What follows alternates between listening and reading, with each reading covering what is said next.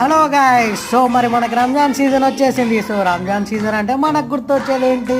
Haleem. So నేనైతే ఈరోజు season first haleem taste చేసేయడానికి అయితే నేను వచ్చేసాను హలీం సెంటర్కి. సో ఇది మౌలాలి సెంటర్లో A1 రెస్టారెంట్ ఆపోజిట్లో కొత్తగా ఓపెన్ చేశారండి అవుట్లెట్ అయితే. సో నేను ఒక మటన్ హలీం అయితే చెప్పాను. టేస్ట్ అయితే గీలో ఉంది భయ్యా, మస్తు ఉంది భయ్యా.